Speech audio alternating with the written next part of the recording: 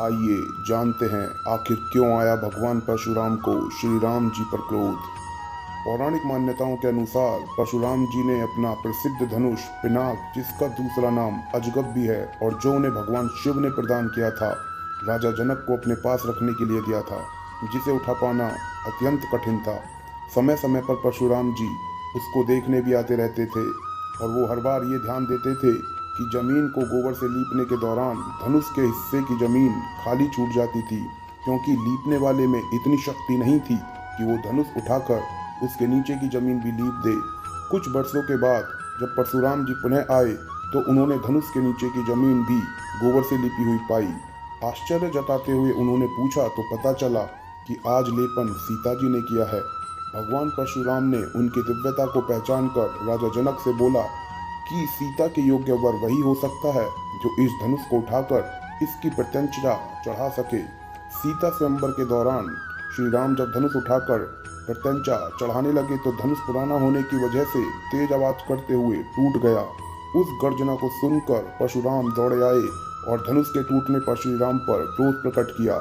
उनके क्रोध को देखकर जब जनक के दरबार में सभी लोग भयभीत हो गए तो श्री राम ने आगे बढ़कर परशुराम जी से कहा कि भगवान शिव के धनुष को तोड़ने वाला उनका ही कोई एक दास होगा।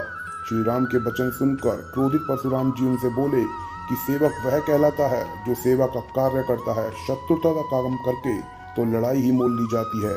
जिसने भगवान शिव जी के धनुष को तोड़ा है वह सहस्त्रबाहु के समान उनका शत्रु है। परशुराम जी के इन क्रोधपूर्ण वचनों को सुनकर लक्ष्मण जी मुस्कुराए और परशुराम जी का अपमान करते हुए बोले कि बचपन में उन्होंने ऐसे छोटे छोटे बहुत से धनुष तोड़ डाले थे, किंतु ऐसा क्रोध तो कभी किसी ने नहीं किया। लक्ष्मण जी की व्यंग भरी बातें सुनकर परशुराम जी क्रोधित स्वर में बोले कि मृत्यु के वश में होने से तुझे यह भी होश नहीं कि तू क्या बोल रहा है। समस्त विश्व में विख्यात भगवान शिव का यह धनुष क्या तुझे बचपन में तोड़े हुए धनुषों के समान ही दिखाई देता है। इस क्रोधाग्नि को बढ़ते देख रघुवंशी शूर राम लक्ष्मण के वचनों के विपरीत जल के समान शांत करने वाले वचनों का प्रयोग करते हुए परशुराम जी से लक्ष्मण को क्षमा करने की विनती करने लगे। श्री राम ने अपने मीठे वचनों से परशुराम का क्रोध शांत करने का प्रयास किया। अंत में परशुराम का क्रोध शांत करने के लिए उन्होंने अपना विष्णु अवतार दिखलाया। जब परशुराम जी को पता चला कि भगवान विष्णु का सातवां अवतार जन्म ले चुका है तथा विश्व में भगवान श्री राम है तो वे वहां से चले गए। जय श्री राम।